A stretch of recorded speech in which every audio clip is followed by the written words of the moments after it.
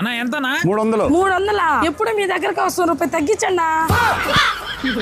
Sorry అన్న, మా ఆడవాళ్ళకి ఎప్పుడు బేరాలు ఆడి ఆడి అలవాటు అయిపోయింది. ఈ రోజు పెట్రోల్ బంక్ లో నా పొరుగు మొత్తం తీసేశారు. నా మీద ప్రేమే లేదు అసలు మీకు. ప్రేమ ఉందే? లేదు. ఉందే? లేదు. ఉంది అని నిరూపించుకోవడానికి నన్నేం చేయమంటావు? ఈ బట్టలన్నీ ఉతికేసేయండి. ఎంత ధైర్యమే నీకు? నన్నే బట్టలు ఉతకమంటావా? మీ అమ్మ ఇంటికి వెళ్ళిపో. ఇంక జన్మలో మా ఇంటికి రాబాక. వెళ్ళిపోతలే కానీ నా బిడ్డని కట్నం అంతా ఇచ్చేయండి. ప్రతిదీ సీరియస్ నీకు? బట్టలు ఉతికితే కాదు, నా కోపం దగ్గర అంటే సవర్ బంగారం తీసింది.